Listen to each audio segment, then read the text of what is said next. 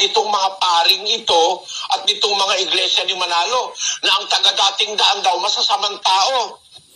Sasamang tao pala ang taga-dating daan. Binibigyan ng citation pila.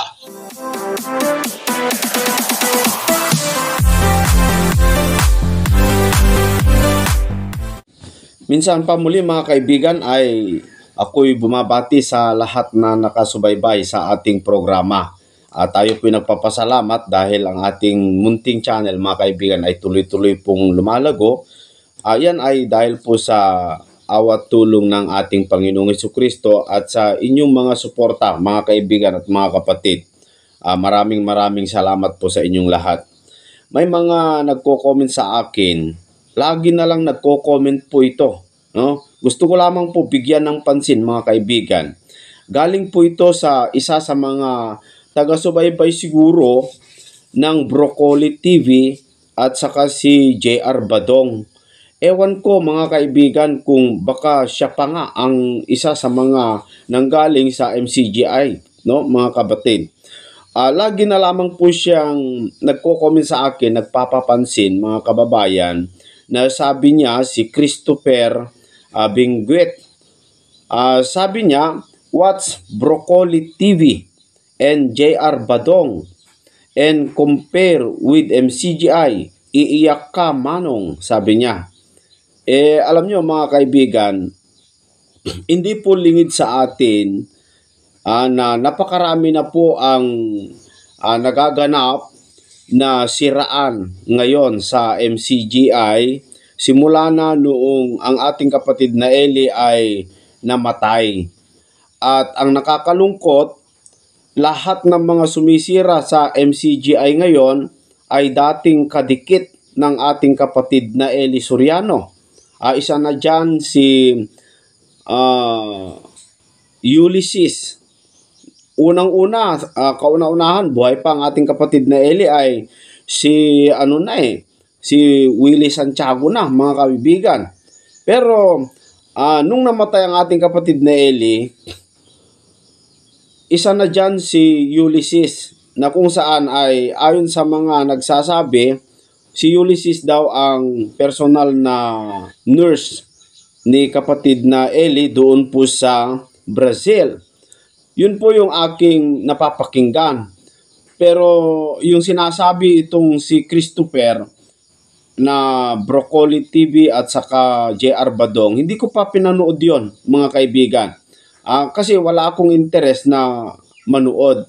Kasi wala po akong interest na manood dahil sa mga komento nila na panuorin mo si JR Badong, sigurado ay maiiyak ka sa kanyang mga ibinubulgar. Meron pa yung mga nagko-comment na ganun pero alam nyo mga kaibigan, mga kababayan, hindi ko man alam kung ano po yung malalim na dahilan kung bakit itong mga kasama dati ng ating kapatid na Eli, madikit niyang kasama dyan po sa Brazil. Hindi ko alam kung ano po yung dahilan. Bakit sila kumakalaban ngayon at sinisiraan na ang grupo ng MCGI. Pero bago ko po ako mag-comment mga kaibigan o bago ko po bigyan ng komento itong sinabi ni kapatid na Christopher, bago po ako mag-comment sa kanyang komento, gusto ko munang ipalabas ito. May nagbigay kasi sa atin ng video yung ating kaibigan na dyan po sa Expose the Truth, yung ating kasama sa live, si kapatid na Romel. Ito po ay video ng ating kapatid na Eli. Panuorin po natin kung masama ba ang MCGI. Heto mga kapatid. Manalo at sabi nung paring Katoliko si Gitgano, masamang tao raw tayo. Mga taong nahikayat sa pagtitiwala sa Diyos, paggawa ng mabuti, pagtulong sa kapwa.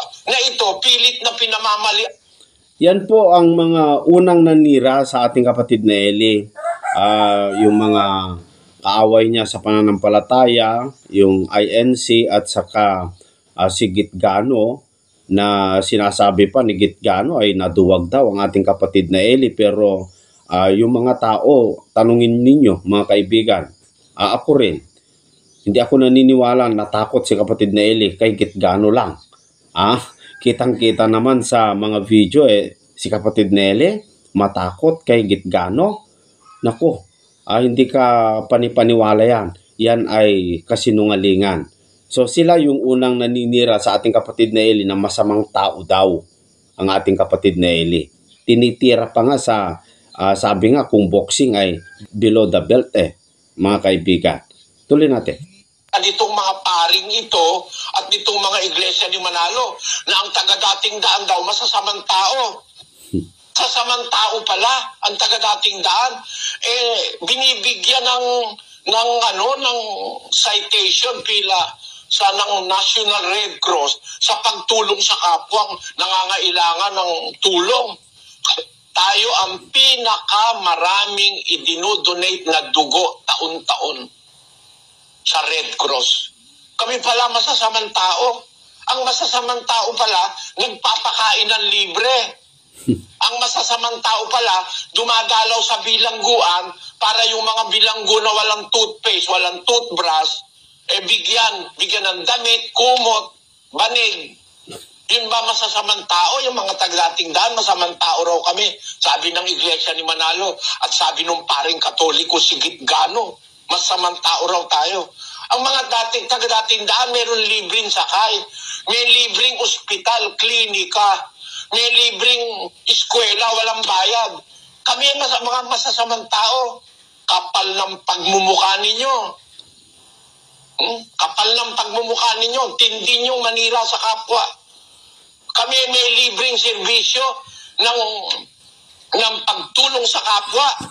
At hindi basta daldal ito, hindi pakita lang na maglalagay sa EDSA ng medical mission, pagtatrapikin ng buong EDSA para mapansin.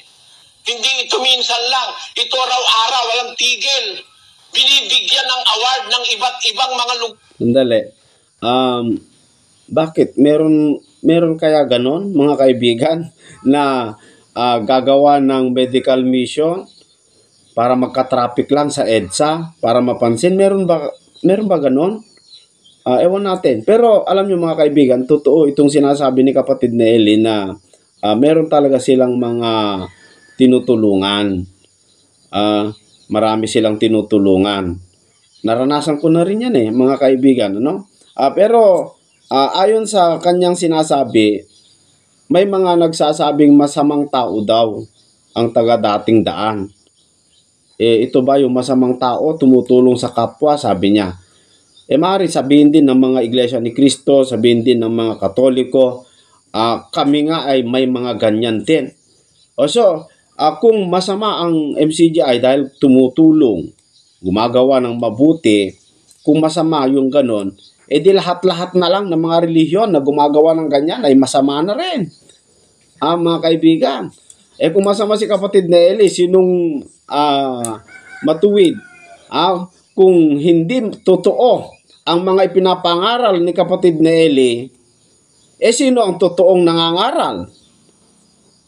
Abay, hindi ako naniniwala, kapatid na Christopher, na kung masama ngayon ang MCGI,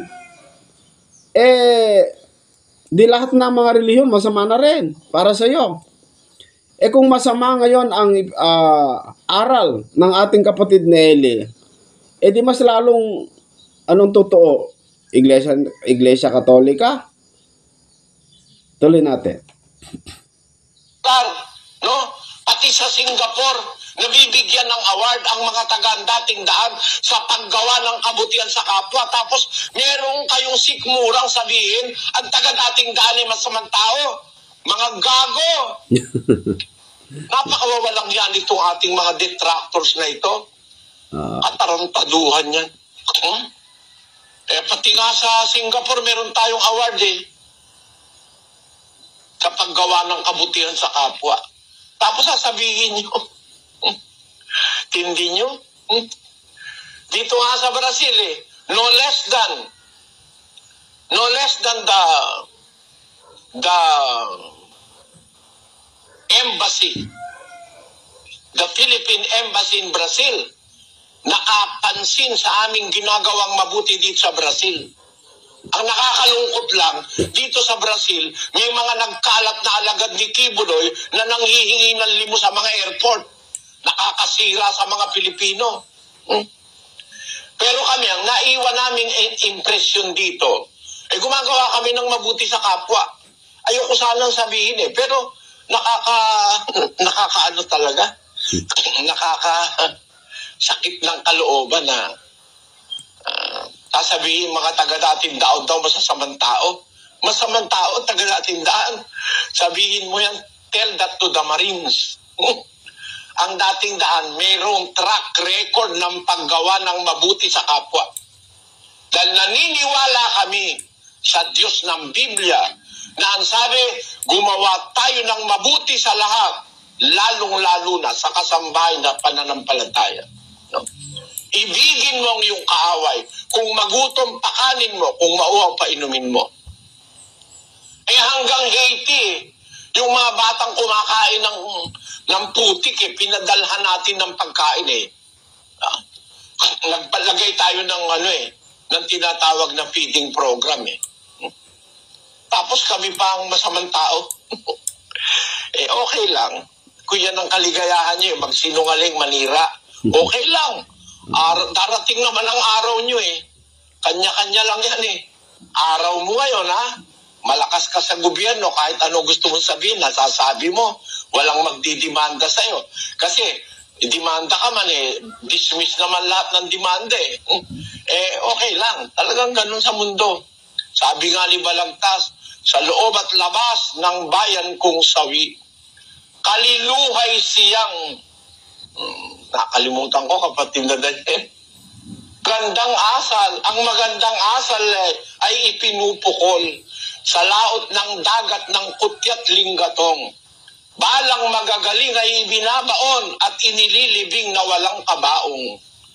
Ngunit ang lilot masasamang loob sa trono ng puri ay iniluluklok at sa balang sukab na may asal hayop, mabangong insenso ang isinusuog.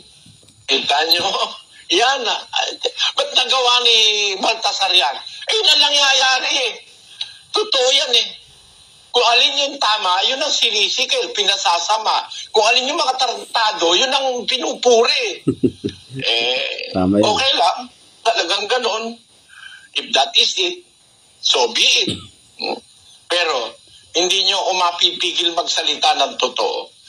I will always speak for the God of the Bible. I will always say, until the last day that I can speak with God's help. Sasabihin ko sa inyo mga kababayan, ang Biblia ay totoo. Ito ang isang aklat na kung pwede mong mapagtiwalaan sapagkat bago mangyari, sinasabi na ng may-ari ng aklat na ito. Para maniwala tayo sa Kanya at tayo magtiwala sa Kanyang sinasabi sapagkat ang Kanyang sinasabi hindi pumapaltos. Walang paltos. Mateo 24. Ganito ang sinasabi ng ating Panginoon Kristo sa 35. Ang langit at ang lupa ay lilipas, datapwat ang aking mga salita ay hindi lilipas. Yan, mapapatunayan nyo yan. Heaven and earth shall pass away, but my word shall not pass away. His words will be fulfilled. Ang kanyang salita matutupad at matutupad. Maniwala ka, hindi ka maniwala, magalit ka sa akin. Kung gusto mo, magtatalong ka, kung gusto niyo sumpain ako ng patong-patong, okay lang. Basta ako sinasabi ko yung salita ng Diyos. So ayan po mga kaibigan, yung totoong ginagawa ng mga MCGI. Ngayon, kapatid na Christopher, sabi mo, manood ka sa Broccoli TV at kay JR Badong. Ano ba yung mapanood doon? Hindi ko pa kasi napanood, pero alam ko, sa tono ng iyong mga sinasabi, ay paninira. Paninira. Bakit? Tanong ko, kapatid na Christopher, ayon sa mga sinabi ng ating kapatid na Eli na pagtulong sa mga tao, mga ospital, eskwelaan, mga pagkain, o ano-ano pa man, libreng sakay. Ito ba para sa iyo, kapatid na Christopher? At saka ayon sa mga sinasabi mong panuurin ng tao, yung broccoli at saka yung kay J.R. Badong, yung sinabi ba o yung ginagawa ng ating kapatid na Eli ay masama ba? Kapatid na Christopher, katulad mo ba yung mga taga punto por punto na masama yung mga ginagawa ng kapatid na Eli? Ngayon, siguro naman, hindi ka naman siguro katulad nila na masama para sa iyo yung ginagawa ng MCGI. Tanong ko ito, ngayon po ba at namatay na ang ating kapatid na Eli, wala na po ba yung mga adhikain o mga gawain ng MCGI na pagtulong sa kapwa, na pag-aruga sa mga nangangailangan, na pagdalaw sa mga totoong nangangailangan, yung libreng sakay, yung hospital? Wala na ba yon? Mga kaibigan, mga kababayan, tanong ko lamang po, kasi ako man ay hindi taga dating daan, no? Pero hindi po ako salungat o hindi po ako kontra doon sa ginagawa ng MCGI at saka yung aral ni kapatid na Eli. Wala akong pakialam kung ano yung sinasabi po ninyong na bagong aral. Wala akong pakialam doon. Pero ang ipinagtatanggol ko po rito, mga kaibigan, mga kababayan, yung aral na itinuturo ng ating kapatid na Eli. Yung itinuturo niya.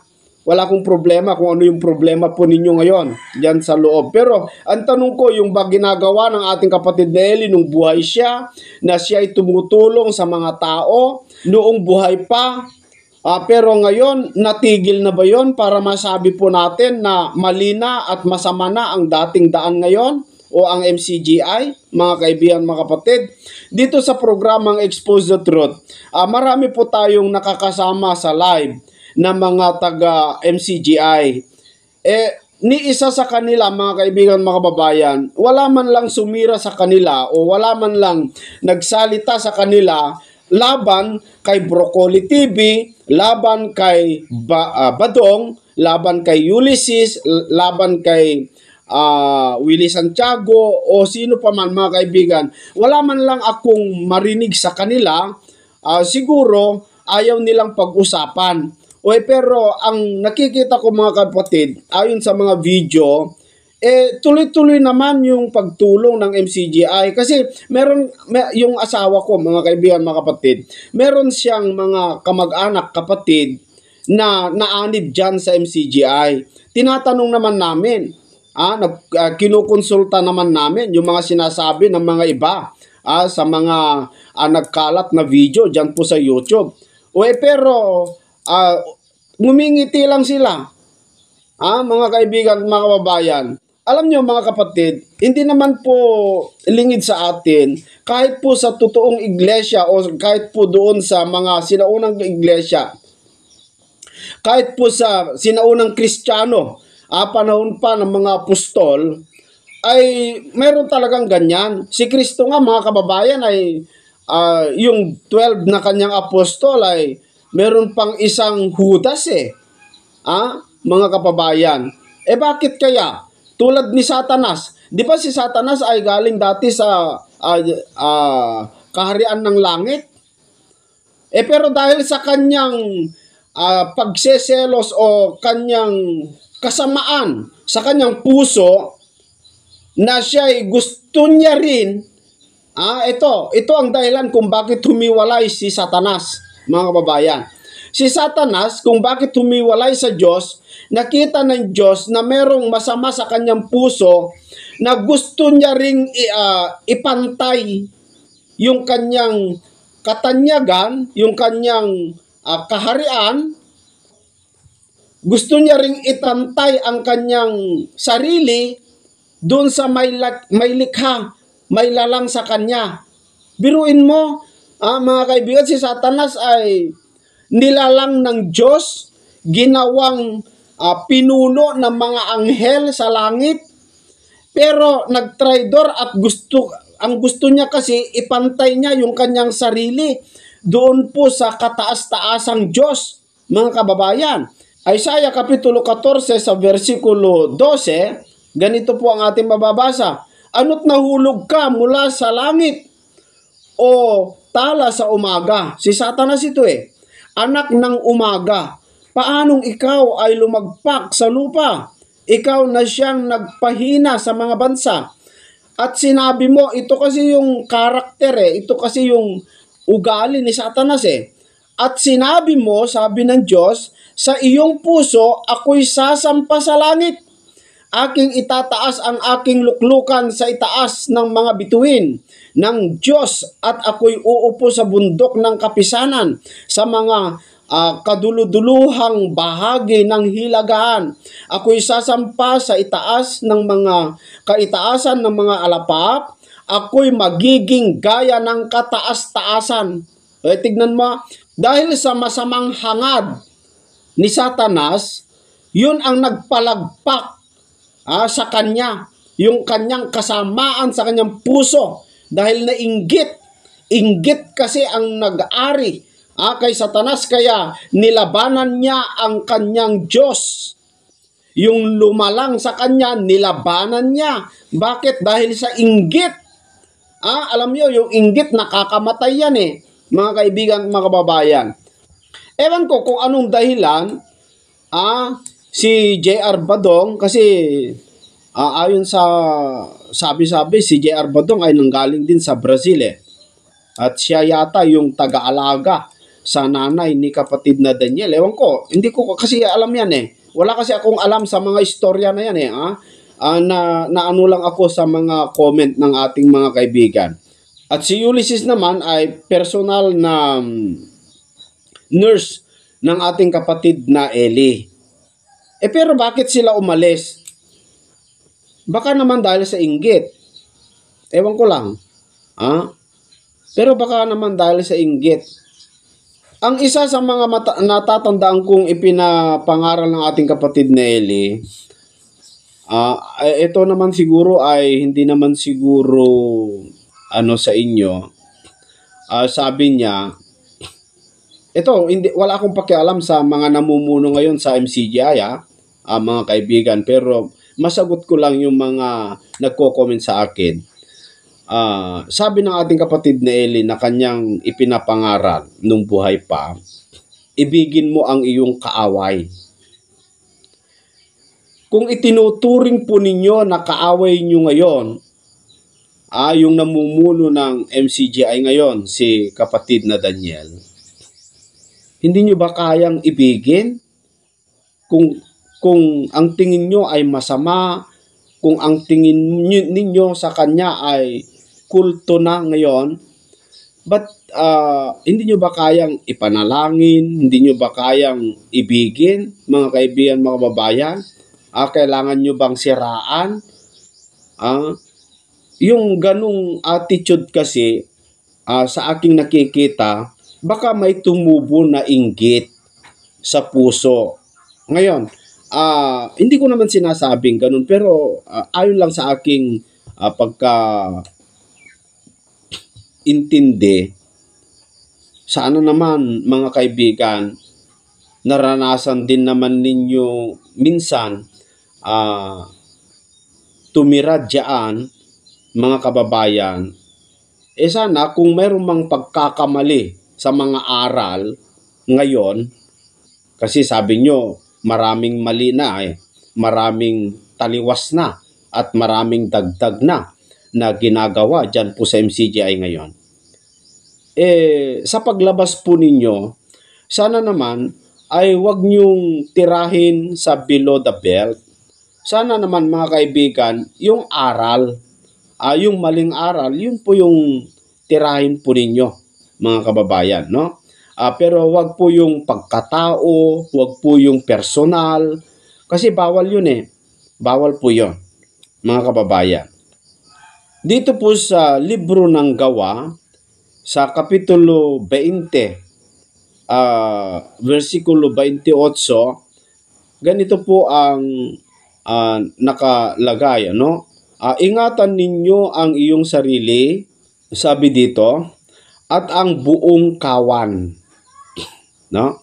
Nasa kanila'y ginawa kayo ng Espiritu Santo na mga obispo upang pakanin ninyo ang iglesia ng Diyos na binili niya ng kanyang sariling dugo. 29. Ito ang sabi ni Apostol Pablo.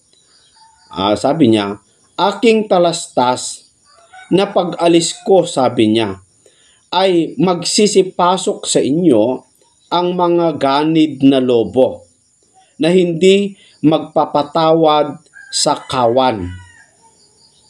Sabi ni Apostol Pablo sa loob ng iglesia, talastas ko, sabi niya, na pag-alis ko, sabi niya, magsisipasok sa inyo ang ganid na lobo. At hindi daw patatawarin ang kawan. Saan manggaling yung lobo?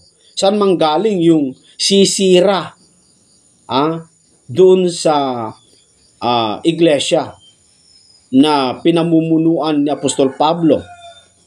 Sa 30, at magsisilitaw sa mga kasamahan din ninyo ang mga taong magsasalita ng mga bagay na masasama upang mangagdala ng mga alagad sa kanilang hulian.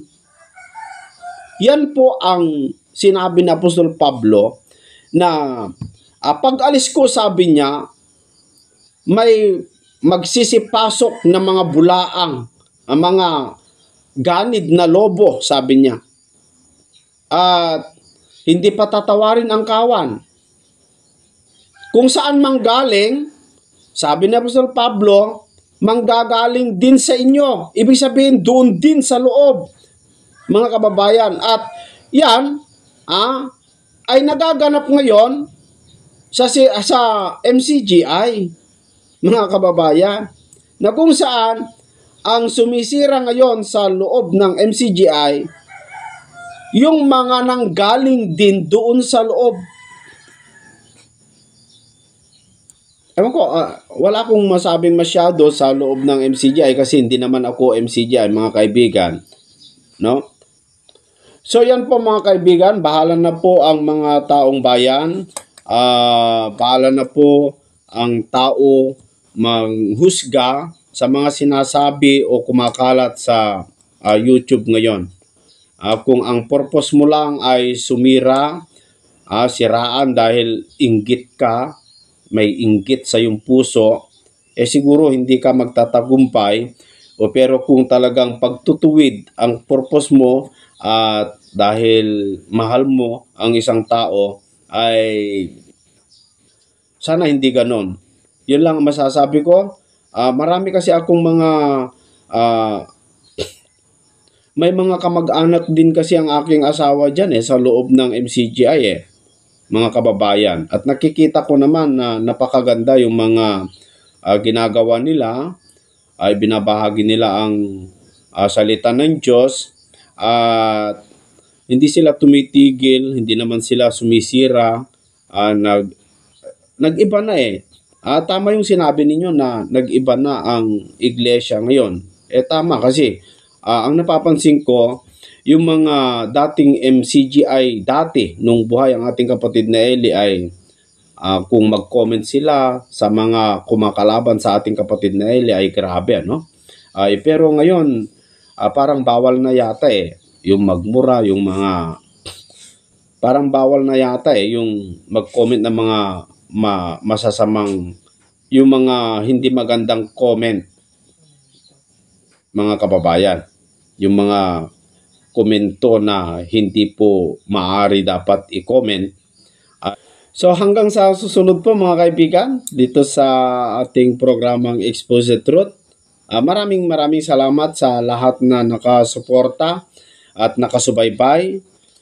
Sana yung mga kaibigan natin na MCGI ay mabigyan nyo po ng pansin ito sa ating live, kung ano po ang masasabi po ninyo doon sa sinasabi ni kaibigang Christopher at doon sa pinapahayag ni Broccoli TV at saka ni JR Badong. May umalis din si Gilbert, anong apelyido nun? Si kapatid na Gilbert. Galing din sa MCGI, pero at least man lang kahit umalis siya, maganda yung kanyang layunin, mga kababayan, at hindi niya sinisiraan ng kapatid na Daniel sa below the belt, ika nga, no?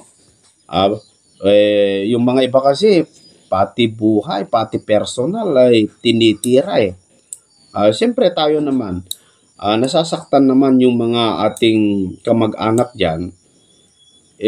Sabi nila, sana mapag-usapan po ninyo, sabi nila.